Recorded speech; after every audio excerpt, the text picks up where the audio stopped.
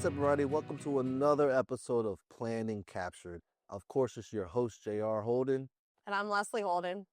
We've been cooking. Wedding season is kind of officially over for a lot of vendors, and this is the off season. Yes, thank God. It's needed. How was your season? It was good. It was busy, so every week it was a different wedding. So it's nice now. It was a great wedding season, but it's nice now to kind of slow down and just breathe. Like, I had a busy one, but it's been busier. I've learned to slow down and take the amount of weddings that I can handle and that I can service all my brides and grooms and grooms and grooms and brides and brides.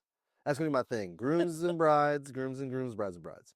But just learning to service all of them the best way I can. Because I used to be real burnt out doing 60, 70 weddings. That's insane. And for you vendors that do that, that's insane. And for couples who book people who do 60 to 70 weddings is also insane.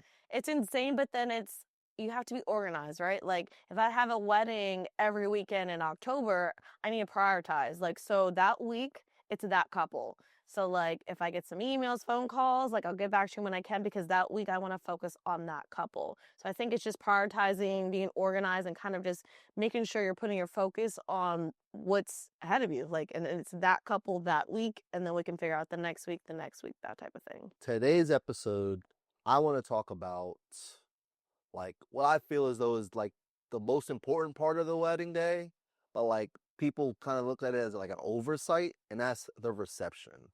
Cocktail hour, it's a reception. Like for me as a guest, I'm just looking at it from the guest experience. Okay.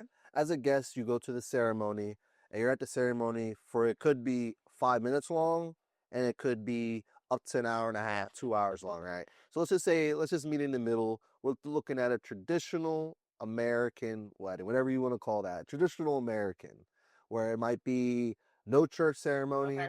It might just be at one place, and the ceremony is 20 minutes. Okay. The reception is 90% of the day. It's hours compared to minutes. Hours long. Yeah. So like a lot of brides and grooms, I feel like they don't prioritize the reception. They know they want to have fun, but a lot of things go into like, let's get the right venue for like the ceremony. Let's get the right flowers for up on the arch. Where's the transportation? People just overlook like the DJ, the food, like the lighting in the place. Is there no photo booth? So you're saying that couples are prioritizing the ceremony, time, flow, details more than the reception? They're worried more about the beginning of the day, which zooms by when your actual guest experience. And I feel like all couples really do their weddings for guests. Yeah. Right. Unfortunately, yes. Like we did it. A lot of brides, a lot of grooms, brides and grooms do it. Yeah. So I feel like a lot of it there should be a lot more emphasis on the reception. Like the flow, when the food, like there should be more emphasis on it. I agree because like you said, the ceremony isn't as long as the reception. And so during the reception, there is more interaction. There's more entertainment. It's more logistical stuff that's going on. You have the dinner, you have the dances, the speeches, the cake cutting, and on and on and on, depending on what the couple wants to do. So there's more details to the reception than maybe necessarily the ceremony. The ceremony is still important, but it's just different time-wise. So I can understand where you're coming from. Like, it's hours long a reception. And as a vendor, sometimes you can be looking at the timeline, and as a photographer, you go, all right, cool. Ceremony is at 3:00. Hour reception, we do family photos for 30 minutes, 40 minutes, cocktail hour photos. And then it's like, all right, from 5:00 till 11:00, we're at the reception, right? And it's just so long of a time, and people just need to prioritize having fun at the reception. Okay, so question for you. When do you know a reception is going well? What are the signs? How do I know a reception is going well? From a photographer's point, you kind of go into the reception hot. So like a lot of times you as a vendor, photographer, videographer, you're doing cocktail hour with the couple. So a lot of times you're rushed right into ceremony, to the reception. So like for me, I don't know that it's going well until like halfway through, Mm, right? So like you come in, you're trying to set up lights, you're mm, trying to see where people are coming in at, you're trying to talk to the DJ to get a feed for the speeches, you're trying to figure out where the speeches are going to be, you're trying to figure out where the food's coming from for you so you can get the right angles. You're trying to figure out where a good pathway is for you to put your stuff and mhm. like tuck it away. So for me, the reception can be kind of chaotic and you don't Yes. really know that it's going well until like you get to be like, oh, okay, it's time to eat. Yeah. Like after all this, the formal things are done, the dances, the cake cutting, the toast, depending on where it is in the timeline. Uh, for me, I would say right after their first dances and intros, that's when I'm like, all right, like that was good. So touch base on, like you said, the beginning of the reception when now you just left the family portraits and portraits with the couple, then you guys are racing, photo video race into the room. And so as a planner, that's the part too where it gets chaotic because it's like I'm trying to hold off guests from coming into maybe the reception area because photo video hasn't had time to capture that. So that also too gets chaotic because guests want to sit down, they want to find their seats, they might want to put their jacket down or their purse. And it's like, wait, you can't mess it up. They haven't captured it yet. And sometimes it gets hard because guests are like, they need to take a photo of it, or they might not be too understanding, or they don't really care because they just want to sit down, or they are tired of standing. So that can be really chaotic for a planner too, because it's like, all right, photo video, we're on a time crunch. You're running 10 minutes behind, so can you hurry up and get photos so I can get guests in, we can get dinner going. So it's really like just making sure you guys are on time or staying on the timeline, because then when you guys aren't or when vendors aren't, then that's when it gets really chaotic. So the beginning of the reception, I can really tell too, like, is this working? Is this not? Do I need to pivot? Do I need to have the DJ make some announcements to kind of get the crowd to maybe calm down? Or, hey, heads up, in a few more minutes, we're about to come on in and start the party. Like, so that's where I really need to focus on, like, okay, how can I make sure you guys are good photo video to capture, but then also too, the guests are good as well. So yeah, to go piggyback off of how do I know it's going well, is that I didn't miss anything. Hmm. Okay. Or sometimes I feel like, do you feel rush and that gives you a sign of like, this is not going So I feel like good? as a vendor, well, a photographer, videographer, you could be possibly rushed all day long. So it's never, depending on situations, depending on if you have a good planner or the timeline's drawn out well, a lot of times you may always be rushed. That's why planning ahead is always good. Knowing where the things are going to be, getting to the venue a little early to see everything and look and see where you can put your stuff, where you can put lights at. So that's what I do now. But there's a lot of times where you can't do that. Yeah. And it's just a sprint. It's just like Yeah. a race car. It's like a high rocks. It's just Yeah. you're just going to event to event, Run, running, go, running, running, running. go. Like so, like I know we did good or as a vendor team when everything's captured well, everything's right, and we're like, oh, I didn't miss that. Oh, I know I did that. Yeah. So like, and mind you, you should never miss anything. No, don't miss anything. Should never miss anything. But sometimes when you are rushed, you don't have time to put that light up, Mhm. or when you are rushed, you don't have time to even turn a light on or make sure that the audio is running. Mhm. That's why timeline, having good relationship with vendors and letting you know that you could come in early to set up and do all the little things to make sure that you're prepared for the end of the day.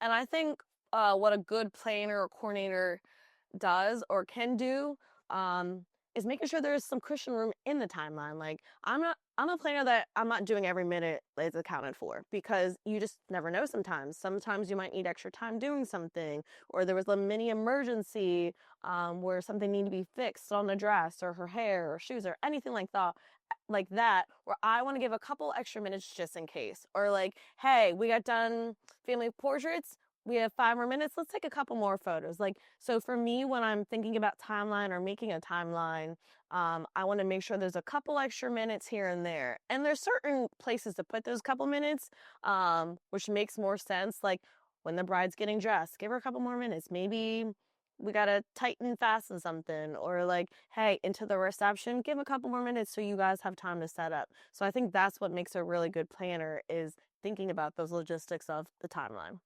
Whenever I see a timeline, Oh I can God, here we tell. go. Whenever I see a timeline, I can tell if it's an experienced planner or not. And what do you mean by that?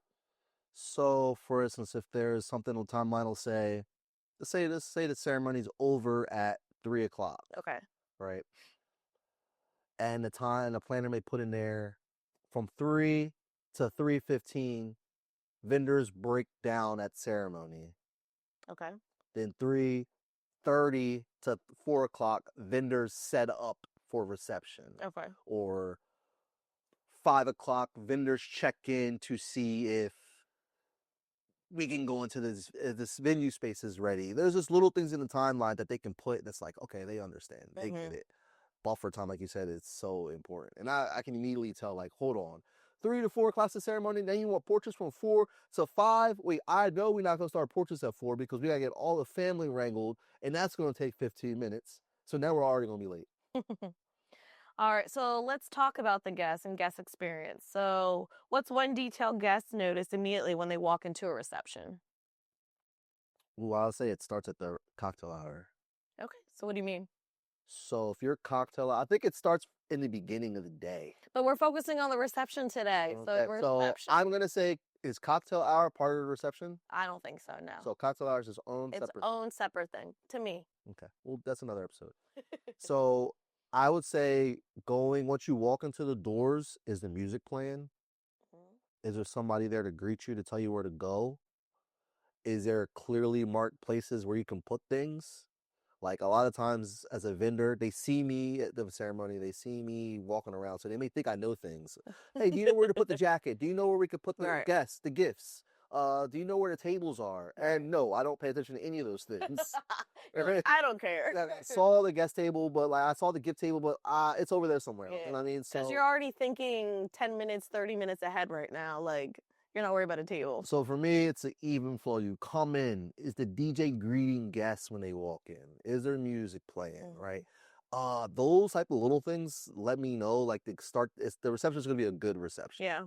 Like everything's labeled and the people are flowing. Yeah. Right. It's a flow of the day. Right. Like and the reception. Like I said, when I walk in, when those doors open, because usually I'm in the room waiting for the people to walk in through the doors. Right. It's a shot that I love to get.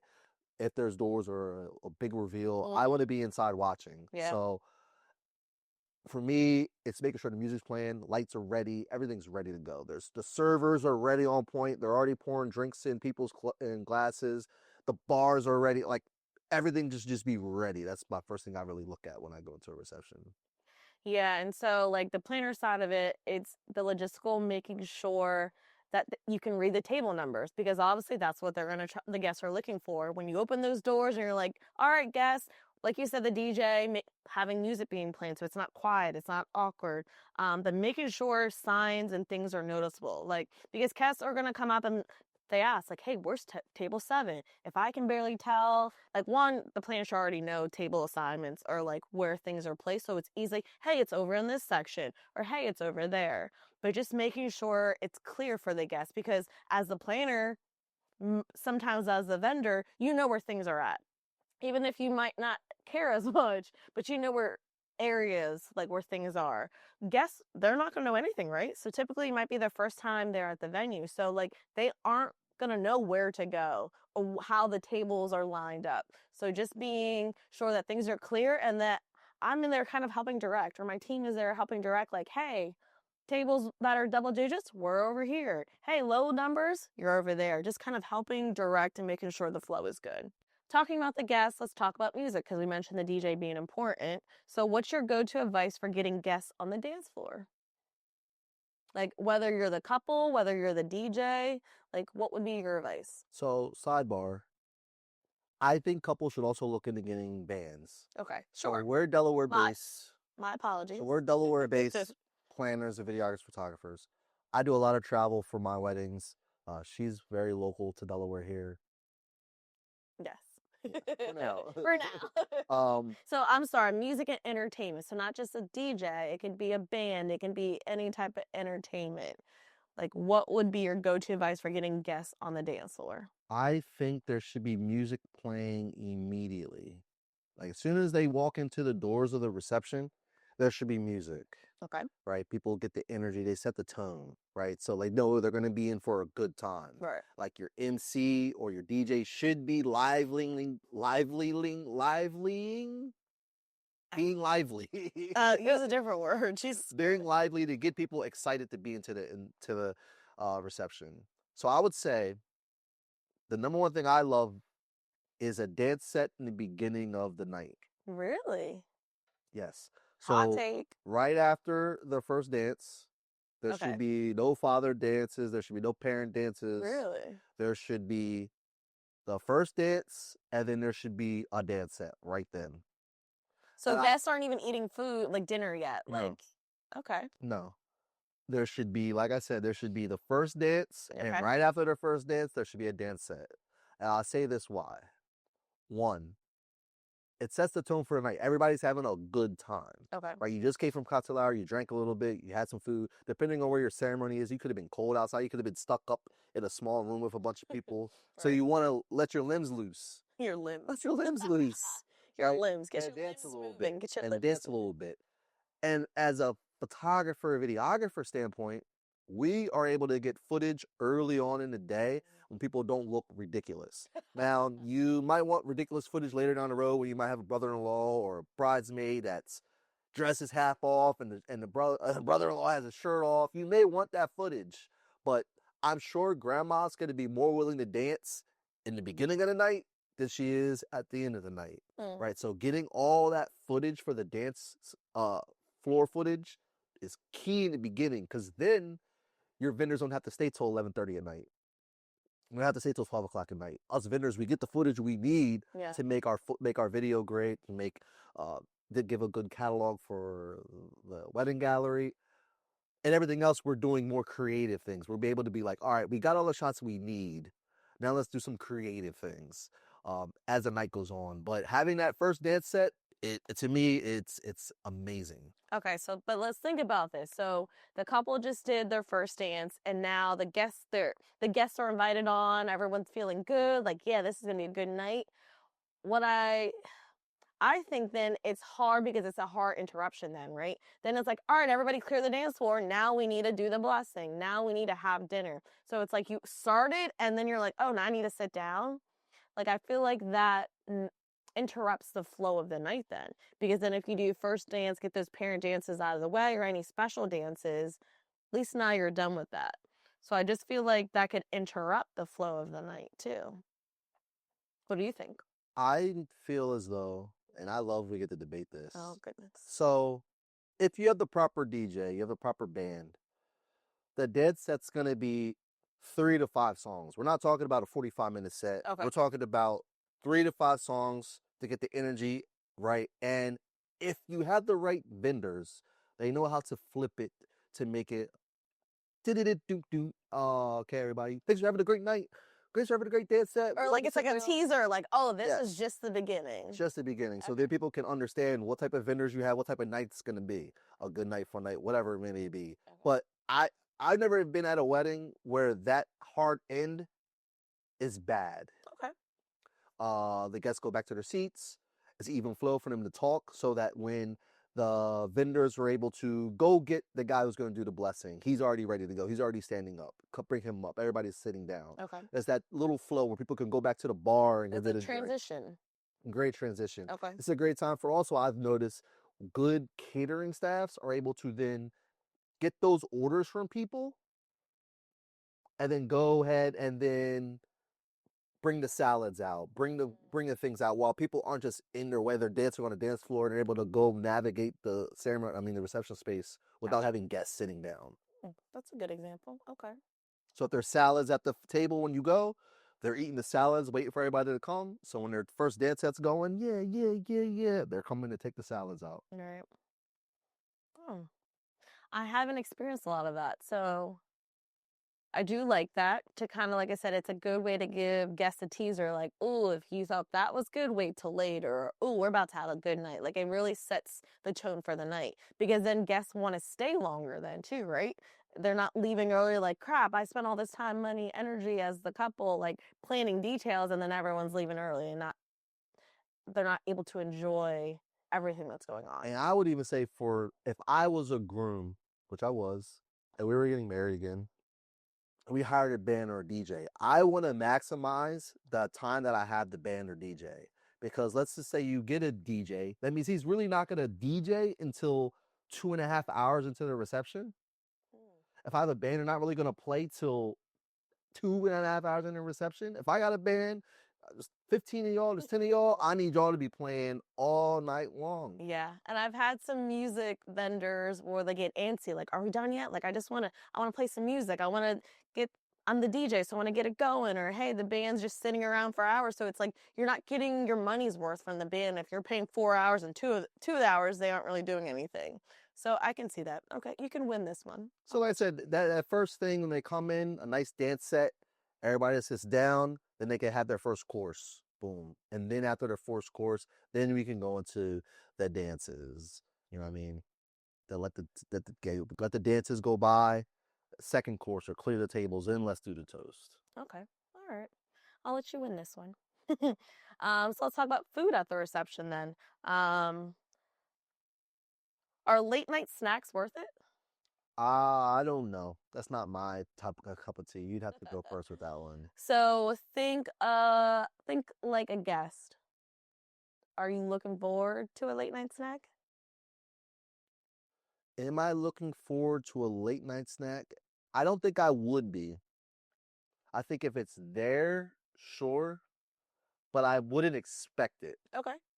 because I see a lot of weddings where like they may eat dinner at 8 o'clock and then there's a late night snack at 8:45. Yeah. Not if I like, oh, I just had filet, I just had potatoes and salad, or I had cassoulet. Now you want me to eat a slice of pizza Yeah. or two pretzels or Right. so like I don't think I would not want it to be there, but I wouldn't be mad if it wasn't there. How about you? Okay. If I'm a guest, I would look forward to late night snack if like the food is bad. Like, oh, I'm still kind of hungry. I didn't really care for the food, or like it really wasn't my cup of tea. Damn, you're already planning for the food to be bad? No, but I'm saying as a guest, I'm not looking forward to it, but like when you're there sitting there eating, you're like, crap, I hope there's something else.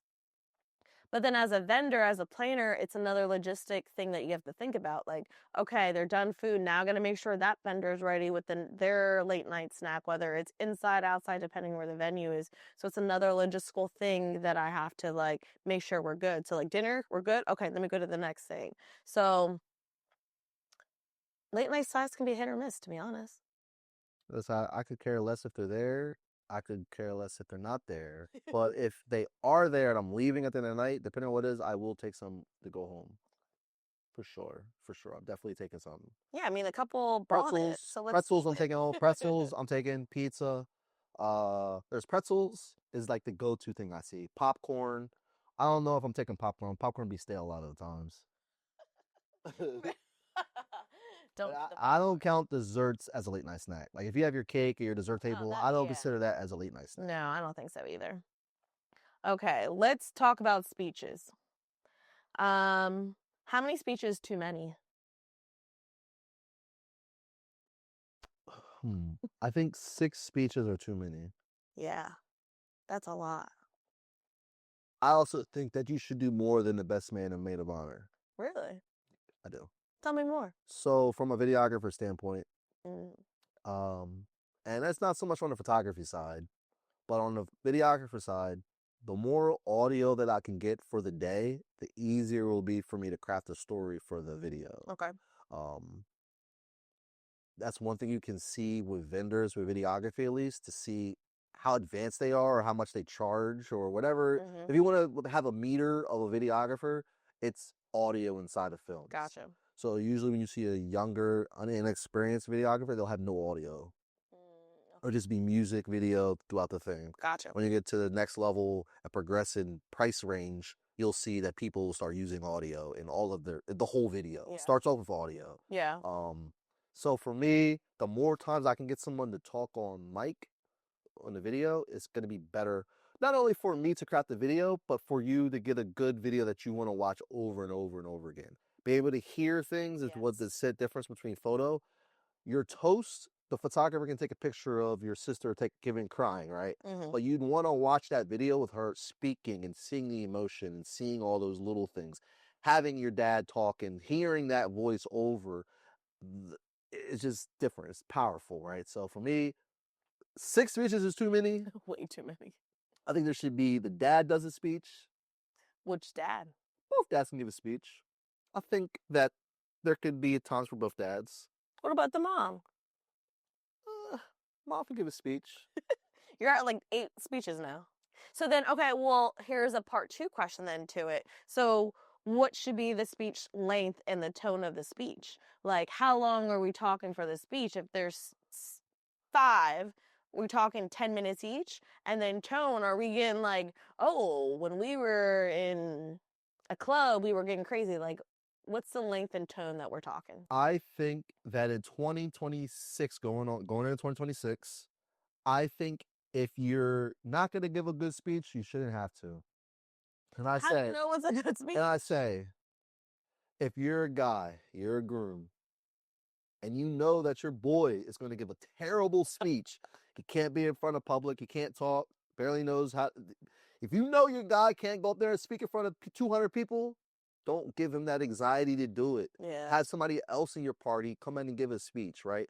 I feel as though people in your bridal party who know you the best should be able to give a speech for you, right? It doesn't have to be your best man give a speech. Like, nah, he doesn't necessarily have to do that. It doesn't have to be your maid of honor or your matron of honor. They don't necessarily have to be the one to give the speech if they are terrible in front of speaking in front of people, right? Because they're just going to embarrass themselves, Yeah. and you're going to be mad as hell when you're sitting up there at the head table, like looking at each other, looking at him. When your like, groom's like, I just want to say I'm such and such, I'm a groomsman, and congratulations, love you guys. Like, I've seen speeches like that. I'm like, what was the point of no, unless you want that. Like, unless you're, if you don't, if you know that that's what you want, don't even have speeches. Okay. Don't even have them. Okay. Or maybe have somebody who represents the both of you do a speech, Yeah. or your moms do a speech. Because I know for sure your dads are going to want to talk. Your mom's going to talk. There's some. They have stories for days. There's some pairing that's going to want to do a speech, but I don't mind how long it is as long as it's entertaining. But everybody's entertainment's different. Like on like what they think is funny, what they think like. Sometimes people can just get to going and they're just yapping and yapping and yapping, and like you should be able to read the room. Like I know you're talking, like whoever's speaking is talking to the couple, but sometimes it can be repetitive. Sometimes it can be like, okay, only you two know your story, so like what we're just sitting here. Ah, see, you said you think the speeches is for the couple. I think the speeches are for the guest. Really? Yeah. Because I mean, they're talking. Typically, they're looking at the couple. They're talking Which about. I think is insane. Okay, tell me more. This is for, we can do a whole other episode on this. I may do a course on this. Okay. I've learned from some great people. All right. Well then. But you shouldn't, if you're giving the toast, and this is Or advice for speech. brides and grooms, if you're having a toast, try to have your understand that you don't want them to give the speech when they're right next to you. Because this is what happens. You're doing this the whole time. Looking up at them. You're sitting down, you're just looking up at them speak. And it's annoying. It's like, oh, my neck hurts. Like, this is weird. Like, this is weird. Right? So we always try at all of our weddings to try to have the couple looking straight ahead, having them in the middle of the dance floor. And this goes for vendors as well. So trying to have the vendors who appreciate a good toast, right? They understand that work with each other to be able to say, hey, videographer, where do you want them at the toast? Hey, I have a mic stand for you. There's little things that you can do but for me, I hate when they stand right next to them. Like, it's just. Poor thing. It's terrible. Especially if they're going for a long time talking. It's like, all right, can I look down? Is it rude if I don't look at them? And as you look at videographers and see the scale of their price range, you'll see the much higher end, more experienced videographers will always try to never have them right next to the couple. They will always be center stage with a microphone talking. I mean, my last thing about it is I always feel so bad because I always try to give. So I know who's giving the speeches as a planner. So I always try to give them a warning, like, hey, 5 minutes, we're about to do a speech. So go use the bathroom, go grab a drink. Like, here's your warning. And sometimes I get so just like, oh my God, I'm not ready. I need a drink. Like they're freaking out. And I feel so bad when I'm like, because I'm the one telling them, like, hey, you're going up. Like they selected you. So now it's your turn. So like you said, I think that's a good point to be like, who wants to give one, or think about like who's a good speaker. Like your people, they're your bridal party, or they're your close friends or your parents. Like who do you know can talk well or is gonna give a good speech, especially if you get video. Like that's part of the video is the speeches. So I agree. So the reception kicks off with the intros Right. of the bridal party. So what's your stance on bridal intros? Do you like the whole bridal party to be introduced at once? Do you like individual couples to be introduced? Do you like them to stand around while during the first dance? Like, what is your take on good bridal intros? So for me, I don't have a preference on the intro. Like if you want to do pairings, like the bridesmaid groomsmen that walked in together, or if you want to do groups, just the bridesmaid, just the groomsmen, because that part, it's like the couple, your friends and family that's in your bridal party. Like, so if they're hype, excited, they dance, they have a little routine, they came up with something. Like, this. I don't typically know this, or sometimes they'll tell me, which is fine, or they'll have props. So to me, that's all the couple's preference. Like, your girls aren't really dancing or hype, have them going all at once. So it's not the pressure, anxiety of like everybody's looking at me. Or your guys aren't going to do anything, they're just going to walk in. That's okay. Have them all go so it's not just everyone looking on you, like eyes on you. So that I don't really have a preference. But once they go in, I like when the bridal party goes to sit down, because when they stay up there and do the semicircle or they're standing in front of the sweetheart table, it can be distracting when the couple's doing their first dance, right? So sometimes they're talking, they're drinking, they're not even paying attention. So when it's getting captured, you see them in the background, not paying attention, being loud, um, picking their nose. I don't know. You know what I mean? There's always a way to kind of interrupt or distract what's going on. Like, so they can get loud, they can not know where to go. So they're trying to figure out, how are we standing? Where are we looking at them? Like, what side are we supposed to be on? So I think that can get tricky if it's not planned out. But for me, I like when the parents or bridal party, they just go do your entrance and then go have a seat. Let the couple have their moment. It's the first dance, right? Let them just do their first dance. What about you? I like when it's the groomsmen all come out and Okay. the bridesmaids all. So groups. Okay. Yeah, I think that's easier for creativity Okay. because you could have one bridesmaid that's like, oh yeah, like I got an idea, or one group. She's the leader. Yeah.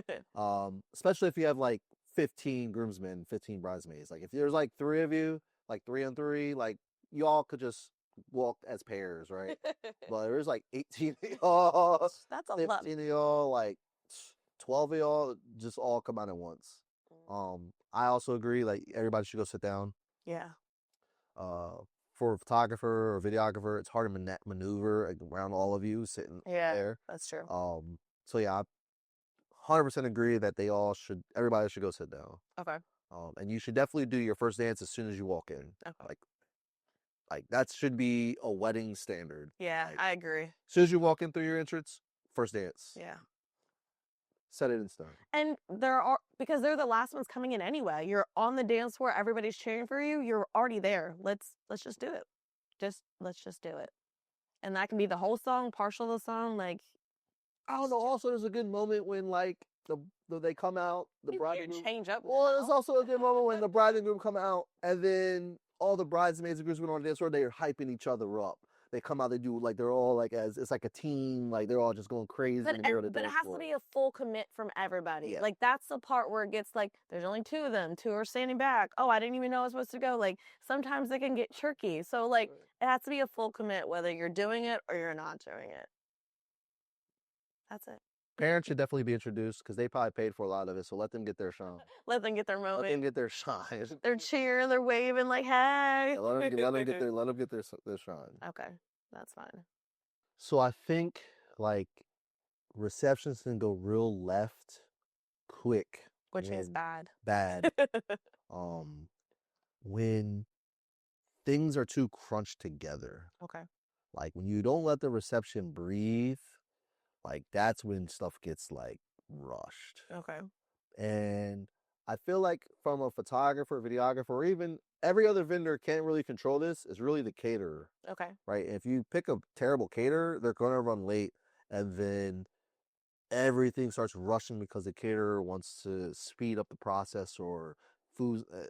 Catering can like speed things up where it doesn't need to be. But it does because they have the food. So if they're told at time that the food needs to be ready or served, then they want to make sure it's hot and ready to be served. Like it can't just be sitting out there because the food quality can decrease, the temperature could go back, people can get sick. So like that's why it's so important on the timeline then and with your planner to make sure there's time for all that. And that's why timelines are very important. You should have a good planner to Yes. have buffer times inside of everything. Yes, that can be a whole episode on its own. Because yes. when you got maitre d's and caterers just screaming or yelling or trying to yell at the planner, the planner trying to move things, the videographer trying to put lights up, you got waiting staff just running around everywhere, Yeah. making people tense. Like making people tense. just like have time inside of the buffer. Yeah. So everything can be done. That's my advice. Make sure that the timeline has buffer points. For the reception, I think that you have to have a good DJ, MC, band.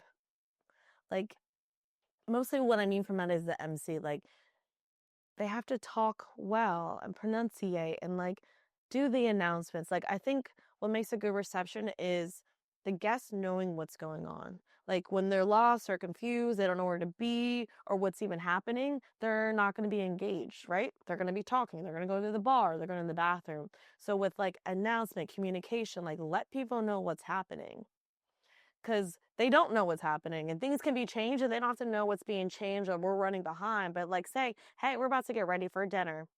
Make sure you grab that drink. Make sure you go use the restroom. Or hey, we're about to go do this. Like those announcements on like what's going on. Hey, the desserts are open. Make sure you grab some. Or hey, there's a wedding favor. Grab it on your way out. Like I think that needs to be a big focus because then, like I said, guests are confused. They're lost. Where am I supposed to be? Should I be listening to this right now? Like that's really big, especially from a planner, because I'm usually the one going up saying, hey, can you make this announcement about this? Hey, let them know there's an audio guest book, so go use it. Like when I notice things aren't being used or like, because I know that guests spend a lot of time planning their wedding, picking out these certain details that they want, whether it's a photo booth, a photo moment, a cigar bar, like I'm relaying that to the DJ because he has the microphone or the MC, right? Like, hey, make sure you mention this. That's my way of getting it out to everybody instead of going to everybody directly. You know what I mean? Like, so it covers a bigger basis. Do you feel that there should be a timeline of events on a menu? Or like should there be something that says like what the actual flow of the night's gonna be so people can sit at their desk and be like at their chair and be like At the table. all right, we're having intros, we're having a dance set, we're gonna have the first dance. And I would say no because things change. Because I can meet with a couple and they want things spaced out and it's great. And then the night of the wedding, that's when they're like, can we just get things done? Or hey, can we spread them apart a little bit more on like when we do things in the timeline? So I wouldn't say have it spelled out for guests. That's why I think the announcements are important because things get moved around. Like if you put 7 o'clock for cake cutting and it's 7:30, I haven't done it, then people are questioning it. What are we doing? Where's it at? Why aren't we done? Like you know what I mean? Like let the guests and couple enjoy the night, not stress out like, oh, we missed something. I wasn't necessarily meaning to put a time to it. Like just put it in order of what's gonna happen. Yeah. Let's give them a little bit of element of surprise, but then just let them know, like, hey, in 5 minutes we're about to eat. So that's also why I think weddings go bad. Because if I'm at a wedding as a guest, I'm going to guest mine. I'm at the bar, and let's say the speakers, let's say the DJ speakers are only focused on the dance floor. And I'm talking to somebody, and it's already loud, and I'm talking to somebody. I'm not listening to the DJ talk about, hey, by the way, there's a photo booth over there. I'm talking to my friend here. I'm talking to somebody I haven't seen in a while. I'm talking to my grandma. Then I'm trying to do things, and the MC talking, and it's already loud, may not be like the best thing for me to hear what he's saying. Right, but then also too, it's okay to make announcements a couple times throughout the night. Like, all right, the DJ just made the announcement about the photo booth in the beginning of opening the dance floor. He can do it again in an hour. He can do, hey, they're about to wrap up. Make sure you get, like, it's not like a one and done type of thing. Should a vendor who has like a photo booth, right? Let's say a vendor has a photo booth. Should that vendor who's running a photo booth walk around and let guests know that they're available? Or should like somebody who has a No, because that takes so much time. Just as the planner, I'm going to the DJ because I'm going to go to the vendor for the photo booth and be like, hey, are you guys ready? Or hey, do you need more time? Or I'm going to make sure, clarify, like, hey, what time are you done by? So I can make sure I'm letting, like, I'm the middle person as the planner, right? So I'm going in, checking on the couple. I'm going in, checking with the vendors. Y'all good? Do you need anything? Do you need more time? Hey, what time do you end? So I can make sure things are being announced throughout. so you don't think it's the No. vendors thing to be like, hey, I'm existing here. I'm here. No, because if Want to they're check out this cool drawing I'm doing? no, because what if they're by themselves and now as you're walking around trying to tell guests, there's a guest already there and they need your assistance or they don't know how to use the photo booth. Well, I see a lot of times when things aren't labeled correctly, or if you put vendors outside of rooms that you can't see. Again, that's why people go into wedding receptions and you may have a big space and you might not see everything, especially if my table is, as soon as I walk in, how am I going to know anything on the other side of the room? The announcements. That's what the MC DJ is for. Oh. Just give this There one should to be me. like There should be like a table chart, like a menu of where everything is, like a floor plan. What do you think this is? A business meeting? It's a wedding. Enjoy. Have fun. Let me take care of it behind the Tell you where your scenes. seat should be. Table 12. Where is table 12 even at? Yeah, it's called a seating chart. That's table charts don't have table. Nobody else sees a table chart but the planner. No, I'm talking about the seating chart is just for the guests. Like, it still should be a little bit of element of surprise. Like, they should know everything that's going on. That's why there needs to be somebody at the reception in the middle, a planning team, a catering team, somebody team to be like, hey, what table are you at? 19? That's over there. Make sure you go check the photo. That's what having a good planner. But you planners aren't even around. You planners are not around when the doors open. Like I said, you're checking with the bride and groom. Have you seen planners just by themselves at weddings? Some I have. A good planner has what? A team. Exactly. Do you have a team? Yes. I can't do everything by myself. I can't be everywhere by myself. That's right. Book Marie. And my priority is the couple. Like, yes, I'll help you. Yes. Book Marie and Co Weddings. Thanks for the plug.